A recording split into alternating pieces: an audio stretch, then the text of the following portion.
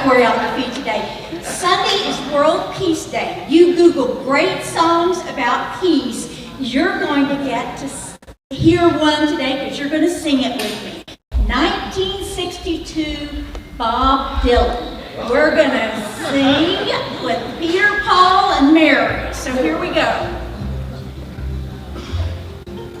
You better turn it up. There's too many young people in the room. How many roads must a man walk down before they call him a man? How many seas are forever banned? The answer, my friend, is blowing in the wind. The answer is blowing in the wind. Okay, how many of you have heard that song before? Yeah. We know. Okay, everybody pass so you may be seated. Our Sergeant at Arms today is several multiple claps for this guy, Clayton Baker.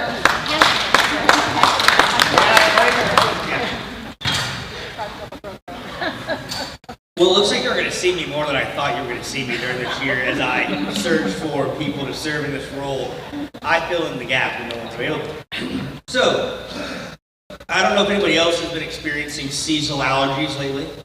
So I just thought, since that is a thing we're all living with, and anyone that I talked to for the last couple of weeks has just sounded nasally. I'm better today, but some fun facts about allergies. Which fruit can cause allergic reactions in people with seasonal allergies to birch pollen? Apples. Now, we all around here love ragweed. It's been great right now. So, just curious, how many pollen grains can a single ragweed plant release in one season? 10,000. Yeah, million. A million. It makes me love having an allergy to ragweed so much more, knowing that the answer is 1 billion. Yeah, that is why this time of year is so wonderful. What time of day are pollen levels usually the highest? That's right, it is the morning. Apparently they are also morning people. So why do some people experience allergy-like symptoms when they eat raw carrots? Did you even know you could have allergy symptoms eating raw carrots? If not, why? The immune system thinks carrot proteins are pollen invaders. So, what is the, well, let's see, let's skip through here. Which U.S. city often ranks as one of the worst for seasonal allergies?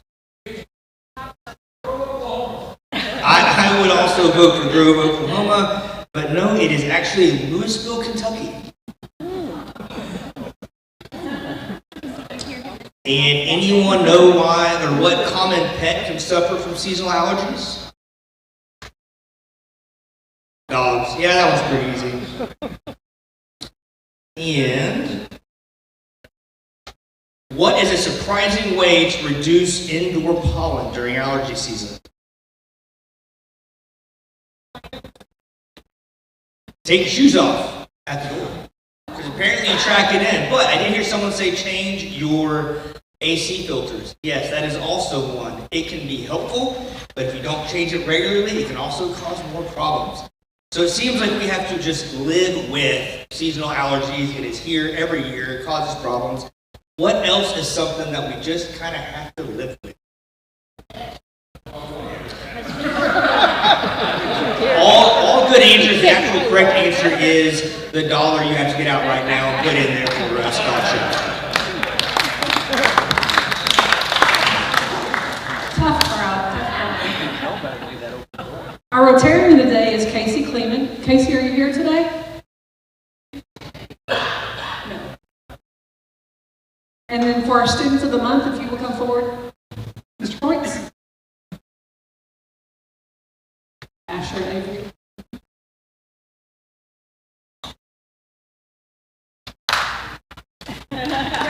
guys, come on.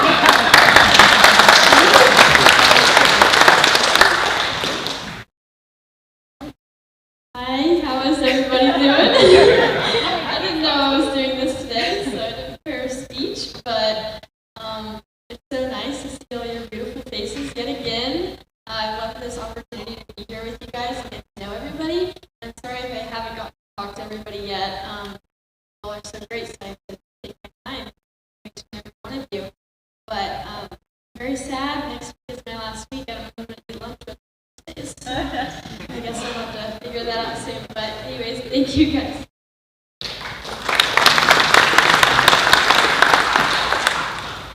All right, so as you know, we do play Sepulpa this week, and I think we have 4 extra tickets. So we are going to have another auction.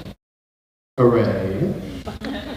I can promise that it's going to be a very good game. So baseline price, $50. How's that sound? Good? All right, you guys ready to start? Sepulpa.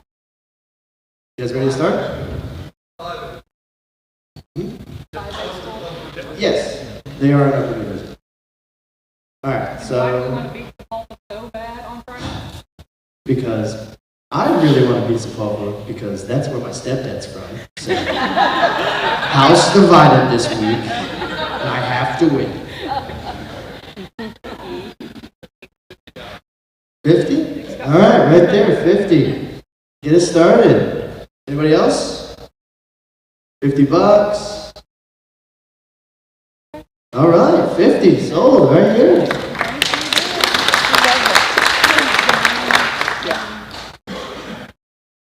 I am here for Mr. Dodson. He has had a trip down in Oklahoma City for, I'm sure, extremely important educational issues. Hope you guys enjoyed the Delaware County Bowl last Friday.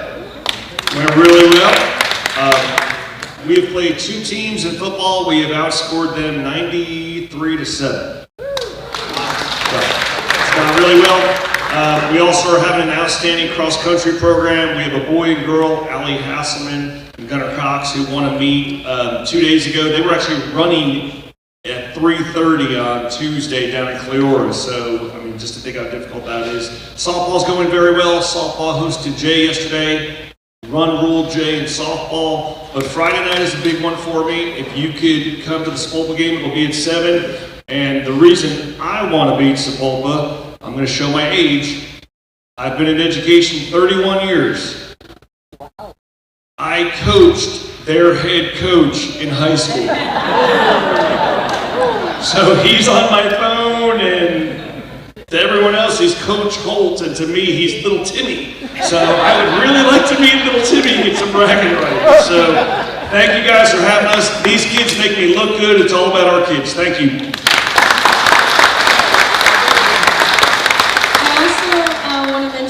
I guess while we're on the sports topic, I didn't get that memo. But anyway, so I'm a girl varsity cheerleader, and we have regionals this weekend. We've been working our butts off these last few months, practicing so hard and so long, and it's already paying off. We're doing so great. I'm so proud of the team that we've, how far we've gotten and who we've become in this process. But we also have state next Saturday. It's a very busy 2 weeks for us with homecoming next week and everything, but wish us luck and come support us. Thank you, guys. Thank you so much. Our caterer today is Timberlake. Kim, once again, a wonderful meal. Let's give her a round of applause. And our guest today, Amanda Ogden with Lindsay and Phyllis. Amanda, you are here. Ben Coffey, the YMCA, is here with Jay Alexander. Ben, good to have you with us today. And our own Grove Bridge runner, Carol Hunsberger, also known as Christy Wallace's sister. Great to have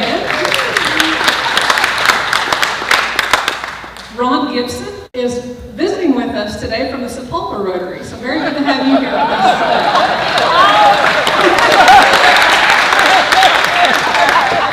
today. And with Mark Lawrence is Mike O'Haron. Mike, it's great to have you here today. And with Casey Kennedy is Lenny Schoss. It's great to have you here with us today. some new member introductions, so if they will make their way to the stage, please, with Diane, and your sponsors, Phyllis Hudecki and Ford Griggs, please.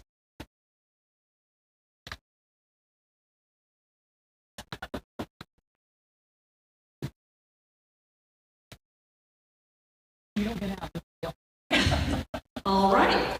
We have two wonderful community members that we're bringing in to be outstanding Rotarians, and can't wait to get them started in Rotary. But today I'd like to introduce Amanda Ogden and her sponsor Phyllis, and then Sandy Love with her sponsor Ford. And I'm going to turn it over to Phyllis first to introduce Amanda.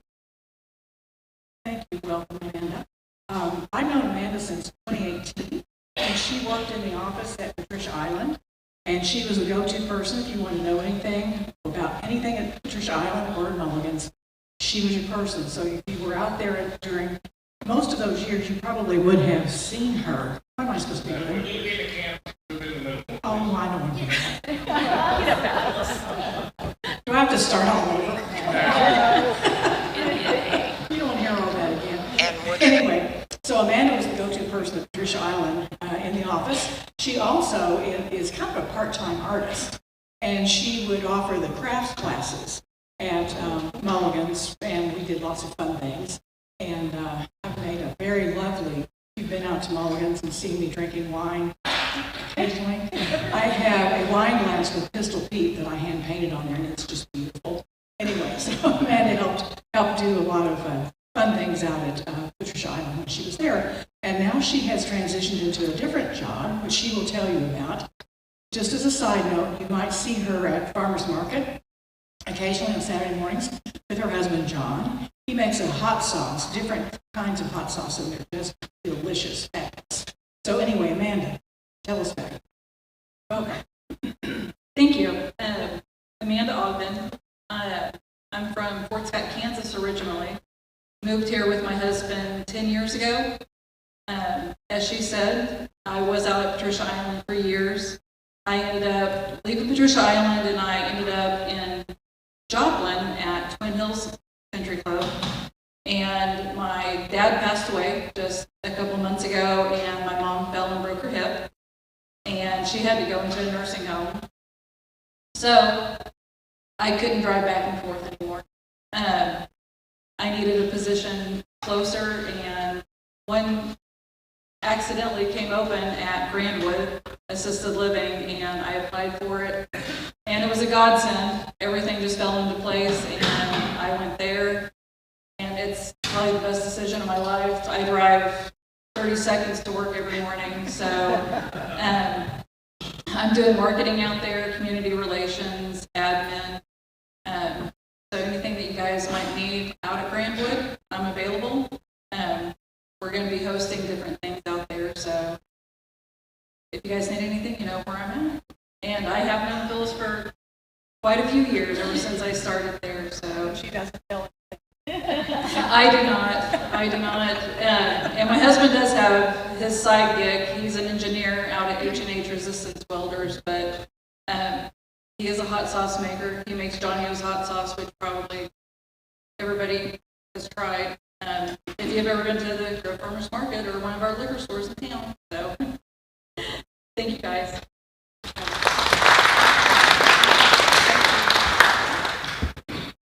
Well, I'm Ford Griggs, and 14 years ago when I opened my business, this lady had her shop across the street. And I'm not sure what the first time I went over there, but I know one time I walked across the street and bought this big Christmas tree that was made out of grapevines. And I proudly used it now this will be the 14th year I've used it, and every year I have people stop by wanting to buy my grapevine Christmas tree that I got from her. Since she left that, she's now with the Grove Sun, but I have seen Sandy probably twice a week now for 14 years. At least. People come into my business and I display the Rotarian magazine for people to read. And she knew I was a Rotarian and she wanted to join Rotary and asked me if I would sponsor. Sandy left. Hi guys. I've actually been here before I asked Ford how to become a member, because you guys had donated to the Marines Toys for Tots, which I was the coordinator for 5 years. I stepped down this last year because I am the district manager over the Grove Sun, Delaware County Journal, and the Miami News Record, and it takes a little bit of my time. So I have been very busy. I grew up here, graduated from Grove in '87, was Serena, and many others actually. And I love Grove, and I love helping others, and I thought this would be a great way to reach out and do that.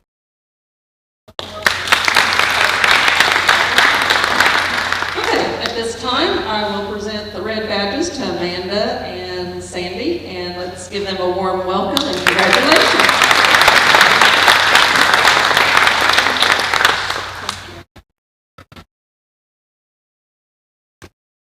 And now for Rotarian announcements, if you will please make your way to the stage.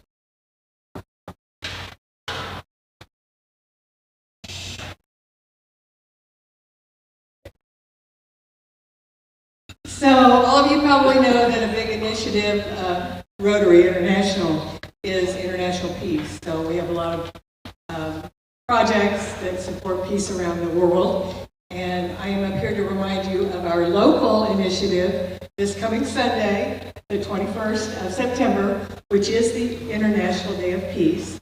We're holding a World Peace Gathering at Lindenwood Gardens from 4 to 5:30 p.m.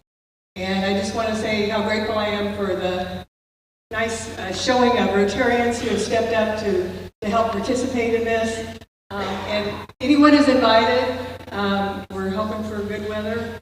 We're all not crammed under the pavilion too tight. So. Hi. We have got a great golf tournament coming up Friday, and we have room for another team or two. If anybody would like to put a team in, let me know either today or tomorrow. It starts at 9 in the morning. We're going to have a great breakfast that Jason and his crew are preparing, and as well as lunch afterwards. So, and a couple of bath cards. So, come on out and join us. We have about, I count maybe 3 fundraisers a year, and this is one of them, so it's very important. So anyway, if you want to put in a team, or you know somebody that would like to put in a team, have them get a hold of me either today or tomorrow, and we'll get you in. Thanks.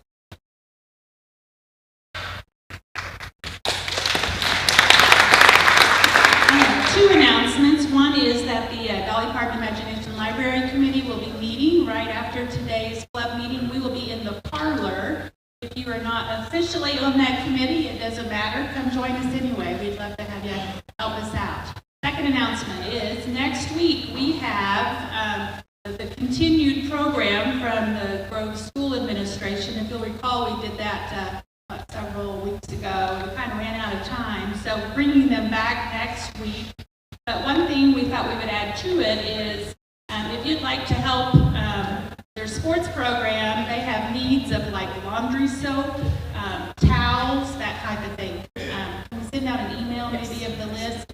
So we'll send out an email about what their needs are, and if you'd like to help, you can bring those items next week, and we'll send those back with our school administrators.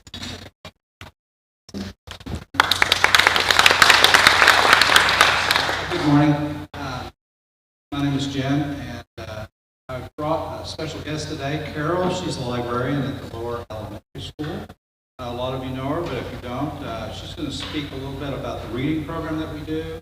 We are still needing a few volunteers, and also the book fair, which happens in the fall and the spring. So I'll turn it over to Carol. All right, I'm going to try to make this speedy, but as was mentioned earlier, I'm Christy Wallace, the shepherd's sister, so I will do my best. Okay, so I'm super glad to be here and talk to you about reading, which reading is at the heart of Grove Lower Elementary School, and it is a big initiative that we're pushing this year for our Let's Read GLE. We're just trying to build a stronger reading community at our school and doing everything we can to create lifelong readers. So I'm going to talk a little bit, I'm going to give you a little bit of information since I'm a teacher and I'm going to teach a few things, but early reading reading proficiency is probably one of the best predictors of success, not just for students' academics, but for their whole life, for social skills, for everything. And so I'm going to talk to you today about how you can help be a part of our story at GLE and talk about 2 opportunities for you to volunteer. Now, so I'm going to give you a little bit of bad news. Our current NAEP scores show that our 8th grade students scored lower than they ever had in reading performance. And then another study that came out recently showed that only 16% of adults, 16%, I can't believe this, read for pleasure. That's it. That's a 40% drop in 20 years. So when you look at both of those things combined, you can see that it feels a little grim, but there is good positive news. So 2 ways that you can help us. First is the book fair. The book fair is the most talked about thing at school. It's the #1 asked question I get on the first day. When is the book fair going to happen? The kids love it. I try to make it fun, exciting for the parents, for the Rotarians that volunteer, for the families. It's a great time. And so the book fair runs for about 4 or 5 days. You do not have to volunteer every day.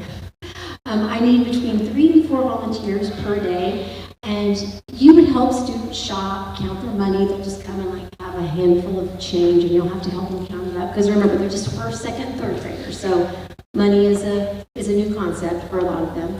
You'll help them shop, see how much they have to spend, and you'll help guide them to books. But what I want you to know about volunteering here is that and this is not being hyperbolic, I could not do this without Rotarians' help. You are helping me provide access to books for students, and it's proven with research that the more books that students have at home, that kids have at home, it increases academics and just all around future possibilities. So you're helping me put books in kids' hands. I can't do that by myself. I have 502 students, and those of you that volunteered, so many friendly faces out here that have come and helped me in the past. I can't thank you enough, because and I know your initiative for Dolly Parton Imagination Library, you guys get it. We need to make sure that our youngest students have books in their households. So I would love for you to volunteer for the book fair. It's super fun. You'll be excited and happy when you're there. It's just a happy time. Now, the other program that we have that's really important, and I know we need a couple more volunteers for this, is our Rotary Reader Program. This program, again, not to be hyperbolic, but you're literally changing the trajectory of a student's life. What you're doing, your time volunteering can change their entire life. So if you have student A reading 20 minutes a day to an adult, that's 1,800,000 words per year, and those students, and I can just, out of 30 years of teaching experience, can tell you the students that are reading are scoring at the top, they're performing better, social skills are better, just are doing better in school. Compared to student B that's only reading 5 minutes a day, that's only 282,000 words a year. That's a huge difference, and those students are scoring about in the 50th percentile. So why your volunteering matters is because when you come and you read with those students, you're building their confidence. Some of those kids don't have anybody to listen to them read and don't have that support at home, so you're building their confidence. You're giving immediate feedback and support, which is so crucial when they're learning to read. You're building fluency and comprehension skills. You're creating motivation, and you're modeling that reading is important. They need to see that. Sometimes I feel like we can kind of get like mom and dad at school. We're telling the kids, oh, you need to read, you need to read. But when they hear it from somebody else and they see it modeled from people outside and in the community, it really makes a big impact. So by volunteering at our book fair and our Rotary Reader Program, you are truly going to impact a child's life. And there's nothing better that you can do. So please come and see us, and have a great day. Thank you.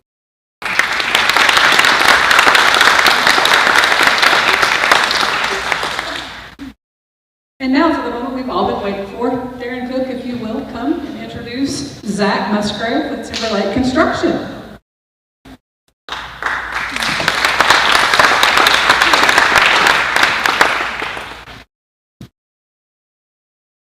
All right, well, first, I want everyone to listen to Sun Furter. She's amazing for her school system and all that she does. She's helped out my son. She's really good. As you all know, we've been excited to watch the new police and fire station under construction. And I know from personal experience that many of you have a lot of questions. So we have people here today to talk about it. We have Zach Musgrave, you are the vice president, 25 years experience. And then I see this table over here, we have some people from Dewberry. I see Megan, Spencer, Cash, Jeff. Okay, that's close. Anyway, they're here to answer questions and talk about these amazing buildings. They're doing a great job. Thank you, Derek.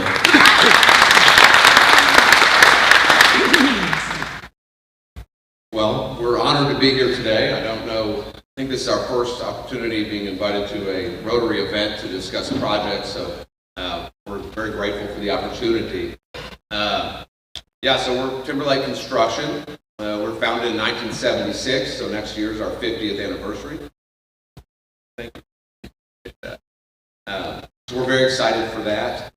We have a good, rich history working around the lake. We've done a lot of stuff on Monkey Island, the Anchor Activity Park, Battlefield Clubhouse. And so when the opportunity came up to work for the City of Grove directly for a construction management and risk project for both the police and fire stations, we were ecstatic to throw our name in the hat and submit our qualifications as part of that process. We have brought our team here today too, as Darren suggested, so you guys want to join me up here as well. Spencer Becker, project manager. Maybe I'll wait till they come up. Yes, ma'am. Okay.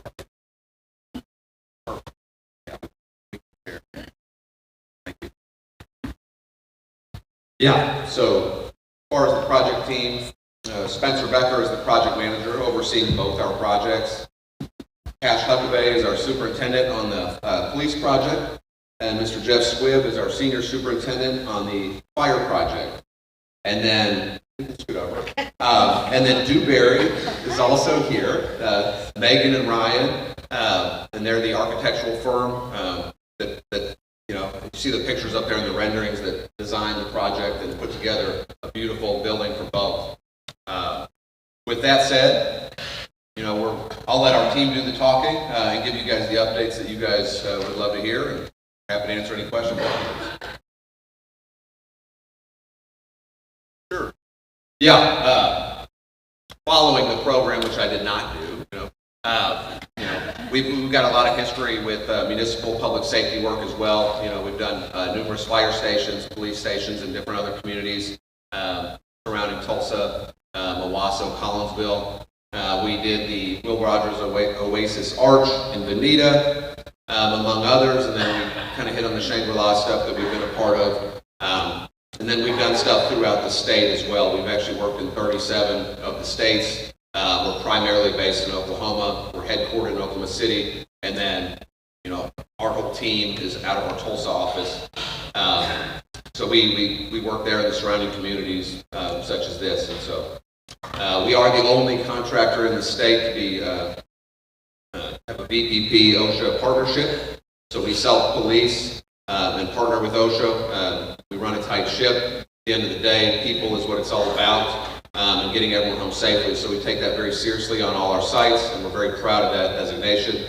And 70% of our jobs come from repeat clients, which would suggest people enjoy their experiences working with us. And we try to be an open book and a good partner to all that we work with, and establish great relationships along the way. And so, again, very thankful to be here today. This is really an honor for our team, and we're excited to give you guys some updates on these projects. Well, thanks so much for having us. Again, I'm Spencer Becker, project manager on these two jobs. Kind of want to give a general program overview of what we're building, what the city was needing as far as facilities, expanded services. So we'll start with the police station. Not a lot of information on this floor plan. We wanted to make sure we redact everything behind the public-facing lobby for the safety of the officers and the other staff in the police station. So not a lot of information to show here as far as what's happening on the interior of the building. But generally, we're building a 14,000 square foot new construction police station with related site improvements. So we're going to have a lot more parking. They'll be available to the staff and the public, as well as some secure parking on the northeast side of the building for the officers and the other staff at the police station. In the police station, they'll have robust facilities for their operations, so training rooms. They'll have evidence storage, high-density storage for increased record-keeping capacity. They'll have offices, obviously break room facilities that are much larger than what they have now. Overall, just a much better facility suited to the team and the growing community around the lake.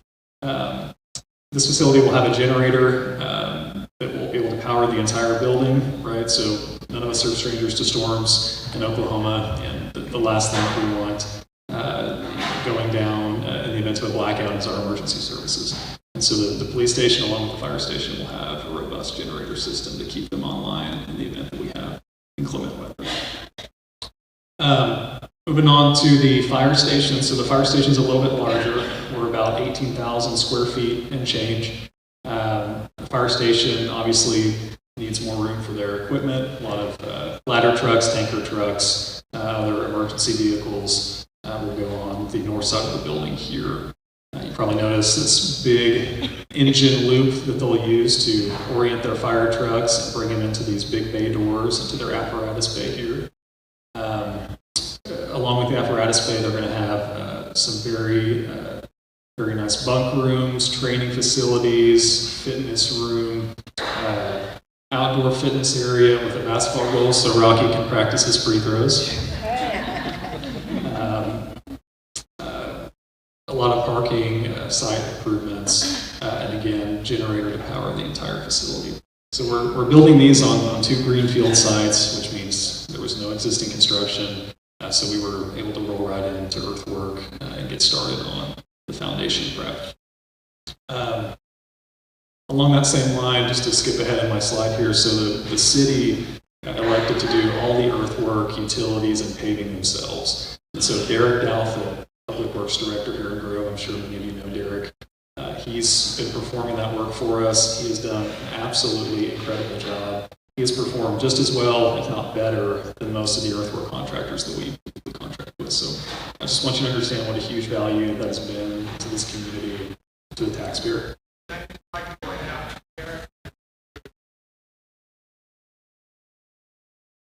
$1.5 million. Yep.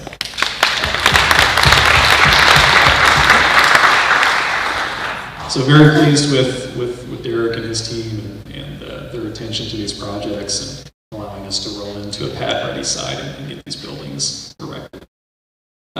Some other community benefits I want to go over. So in the bidding process before we started the actual construction contracting phase, the city stressed that we need to bid this with as many local subcontractors as possible. So they wanted to keep as much money in the community as they could. And so we stressed that throughout the bid process. We reached out to all the local subcontractors that we could. Naturally, with the size of the projects, not everyone will be a great fit for the complexity and the size, but we were able to secure about 30% of the project budget to remain in the community, be contracted with local subcontractors. So we're very pleased with that. Radio. Yeah. So Chief Morris encouraged us to do a radio spot with the local station here and encourage local participation from. With that, I'm going to turn it over to Dewberry so they can give more of the background look on the holistic design kind of approach. So. Okay. I am Megan Farley, Business Development Director for Dewberry Architects. And Brian here is more on the architecture side. Like I said, I'm relationship building, going after projects, former reporter in my nature, so I love working with communities. And I just wanted to let y'all know that we've been part of the community of Grove for a while. So for any of you that might not realize how much goes into a project like this or how much time goes into a project, these decisions are not made overnight and a lot of effort. So some of the, let me give you some dates here. The wonderful first day that Dewberry Architects met Chief was actually back at OACP, Oklahoma Association for Chiefs of Police Conference in 2021. Yes, So that's when we all met. We submitted a response to the request for qualifications, in December of 2021. We interviewed February of 22, signed a contract May of 22, study completed in 23, bond first failed in 23, passed in 24, contract for full design services 24, groundbreaking was 25. So it's a lot of work on the part of the community and the designers and everything. So I just wanted to say thank you for being a wonderful part of this, and I'm going to let Ryan talk a little bit more about some of the elements of the police station and the fire station. Thanks, Megan. So my name is Ryan Haymaker. I'm a project designer with Dewberry, and I'm going to start off kind of talking about the existing fire station and what you guys are getting with the new one. So the existing fire station was constructed in 1980. It's approximately 6,000 square feet. When it was built, they responded to 5% of the call volume that they have today. There were no separate sleeping quarters and living quarters. There were no separate sleeping quarters between male and female personnel, and no exhaust systems to remove toxic chemicals from leaking into the office and living quarters. The Grove Fire Department made do with the current metal building exceeding its life expectancy by 15 years. The new Grove Fire Station is 18,600 square feet, contains an apparatus bay fully equipped with systems to remove and filter harmful chemicals out of the building. Features a living quarters that include bunk rooms, a day room, kitchen dining space, and a laundry area. It includes new fitness areas in the building, which include a training tower with rappelling features, a weight room with modern exercise equipment, and community spaces that are featured in the building include a public training room, a public lobby space that houses the department's antique fire truck, and a safe haven maiden box in the lobby. This facility also includes an ICC 500 storm shelter for inclement weather events. Now to talk about the aesthetics of the exterior of the fire station.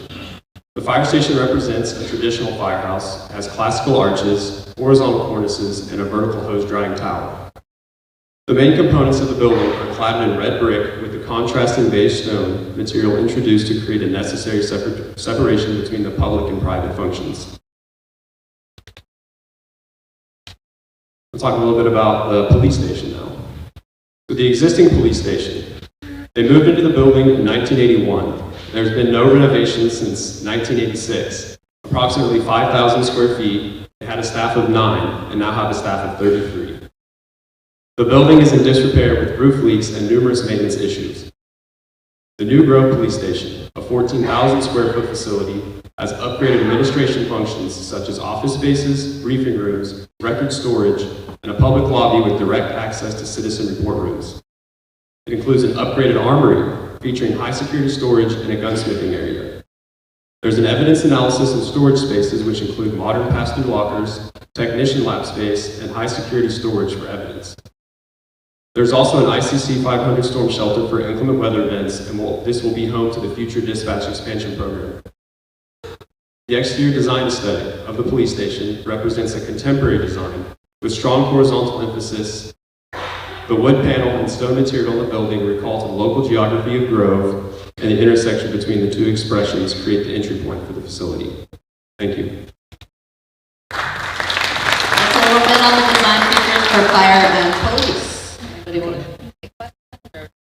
Real quick, I just want to give a shout out to Katie Von Drasek and Justin Halsey. They're the other members of the design team that are able to be here today. But Katie and Justin are highly involved in the construction and have been involved, but I just want to recognize them. Yeah. But now we're going to pass it off to our 2 superintendents on site. So these guys are full-time on the job every day, keeping track of progress, pushing schedule. So we're going to let them discuss what they're working on. Hello everybody, I'm Cash Huckabee with Timberlake. Just want to start off by saying how thankful we are for the city of Grove. Working with you guys has been amazing. I also like to thank Dewberry. Working with you guys, y'all support and partnership this project has been excellent. Safety is always our top priority, like I mentioned before. We're a VPP program. We're the only one in the state of Oklahoma that has it. So we take that with a lot of pride. Our team has been working really hard while staying on track to finish on time. Over the last several months, we've accomplished quite a bit We've poured the interior and exterior footings on our building, as you can see in the video. And we've also completed all our underground MEPs. And we're looking forward to next week pouring our slab. So that'll be a huge milestone for the police. And then shortly after that, we're looking forward to erecting our steel. So with that, I just want to thank you guys. All right, thank you guys. I'm Jeff Squid, the superintendent on the fire department. For those who don't know me, there's a few familiar faces, but for everybody else, I'm the superintendent out there. I cannot thank City of Grove enough and Derek and his team. They've made my job easy at the start. As I said, that they've jumped in, they've saved taxpayers a ton of money. And not to downplay that, but Derek and his team have also done their normal jobs for the city in the process. You know, carried on both sides of that. Dewberry's been great to work with. And when you can get a three-part partnership like that going, it makes the job, my job, and I know Spencer's so much easier. I mean, everybody's talking, they're communicating. It's just like a well-oiled machine. So that allows us to start on time, which we have. Derek gave us the building, the pad, everything right when he's supposed to, actually a few days early, but I won't tell him. That allows us to start on time, to mobilize on time, to start on time, and set the example for our contract. As it is right now, we're a few days ahead of schedule, which is great. We're not going to brag on that because we've only experienced really 2 weather day delays. We've been able to work through those. So those just things like this don't normally click together like this on a normal project. You guys have been blessed. But we're on schedule. All of our underground MEPs are in and done. We're in the process of pouring concrete for our truck apparatus bay. Matter of fact, we've had 2 pours this week. As some of y'all know, started at like 3 o'clock in the morning. I was here at 2:30 this morning again, and we just finished pouring at roughly 10 o'clock, and the guys are still out there finishing. I love this project. I mean, it's a great fun project. So, with that being said, I'll let you. And you're living in town, correct? Yeah. I live here all week. We appreciate Jed being here. He's had 2 early mornings this week, up at 2 a.m. for these concrete pours. So it's amazing he's awake right now. Thanks so much for having us. We really appreciate the invite by Chief Morris. And just want to give one more special shout out to the city and Darren and his team. They've been absolutely incredible to work with. They've been a collaborator every step of the way, as well as Dewberry. It really has been a dream team scenario, and so we're happy to be here, happy to deliver these facilities. What are your estimated completion dates? So for the fire station and police station, they're both going to be in September of 26.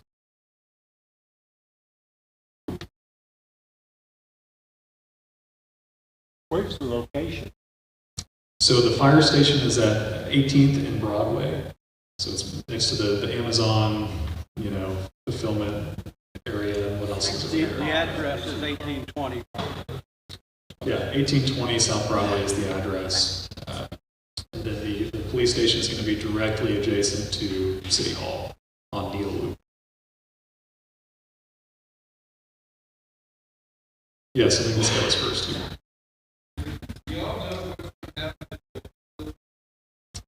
The plan for the old facilities? Can you speak to that more? Maybe Darren could speak to that more. I don't know what the current plan is for those facilities. We're not sure yet.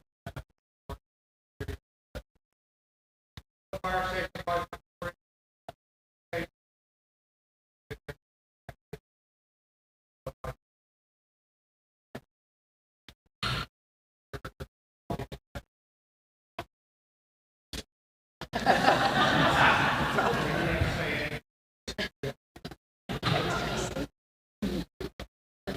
This guy here.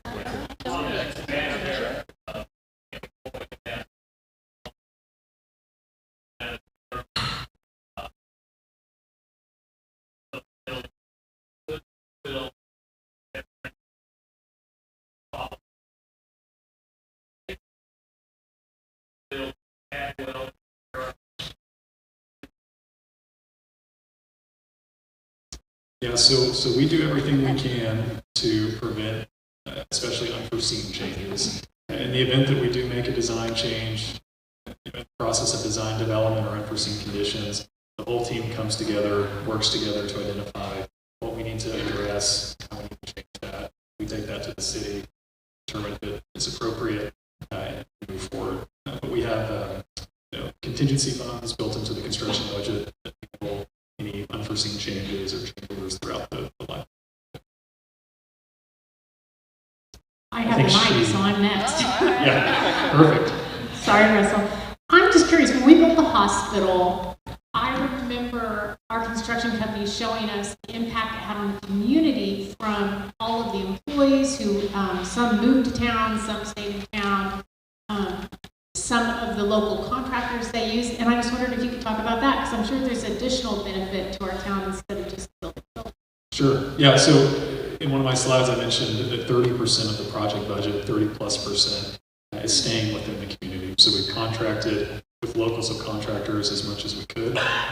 So you probably know Climatech, Zap Plumbing, All-Star Electric, those are just a few that we're working with on these projects, and they've taken a significant portion of the project into their scopes. And so that money is directly staying in this community through those companies and their participation. So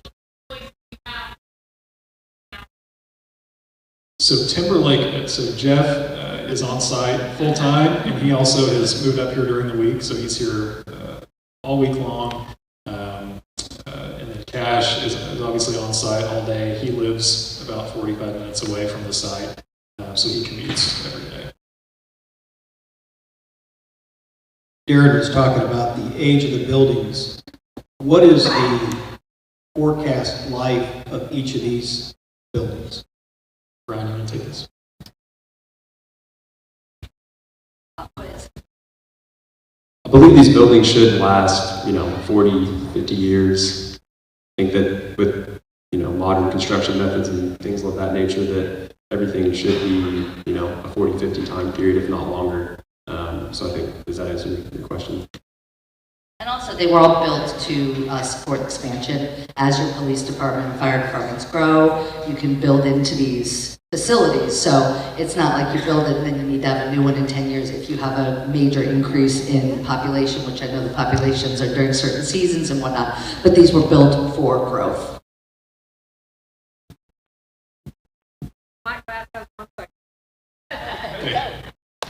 I'm asking this on behalf of my wife. We had to move all the VIPS equipment to my man cave. Chief promised us a VIPS office bigger than a closet space. Can you tell me what it looks like at the new police station? Which office specifically? Sorry. VIPS.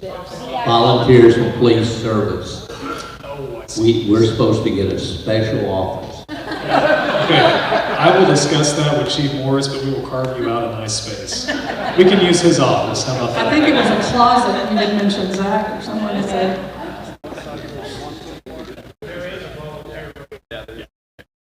We're thinking about moving to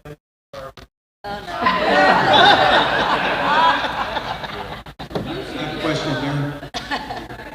The buildings are only as good as the foundation that they're put on. Can you give us a little more idea of how you had to prep the land and what type of concrete you're putting into it? Yeah, so before any foundations go in, so we do extensive earthwork. There's a geotechnical analysis performed before any work is done on site as part of the design phase. So what the geotechnical engineers will do is drill at various points on the site, analyze the soil condition, and then make recommendations whether we can leave any existing, if we can use the material on site, bring in select fill, we can then establish a new building pad with. In the case of these two sites, we had to excavate the existing material down to about 4 feet in the fire station and then about 6 feet in some areas in the police station. Bring it back up with select fill, engineered fill. We brought from a different borrow pit that was tested and analyzed to be sufficient for the bearing capacity of the building. And so once we build up that building pad, we can then go in with our concrete foundations. The concrete itself is specified by the structural engineers, and it's spec to hold the weight of the building, the size of the steels.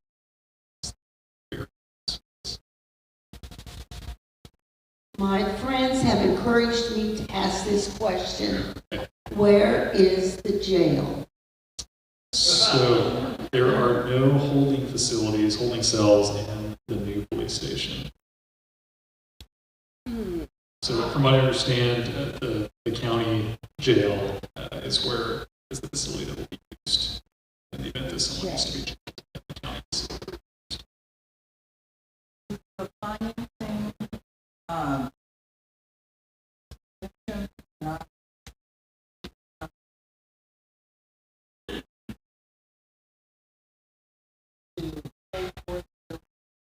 Yeah, so the city, you passed a bond some time ago, I don't know what exact date, but that was used to fund, 24, was used to fund the construction of the two buildings.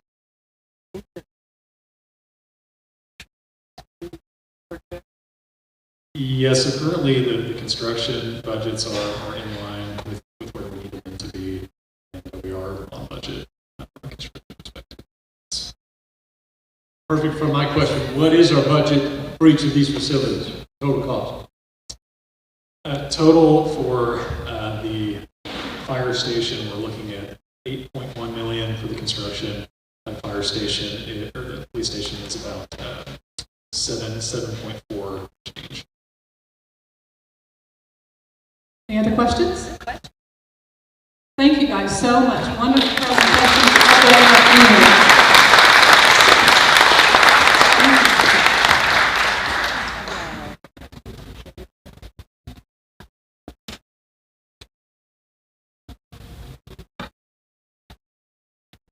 All right, next week's program, as Cindy mentioned, Coach Ryan Keenum will be here with the Ridge Runner football report, as well as another win, right, Asher? All right. Thank you again to our guests, our new members. Amanda, wonderful to have you with us, as well as Sandy. And then lastly, which we love the most, tables and chairs. Pick up the blue chairs and put out 7 metal chairs. And now if you will stand and adjourn. I apologize, one more thing. The DPIL meeting will be held in the library, and then we'll have a board meeting following in the parlor, so immediately following this. Of all the things we think, say, or do, is it the truth? Is it fair to all concerned? Will it build goodwill and better friendships? Will it be beneficial to all concerned? And Nick Bauer, and is it fun?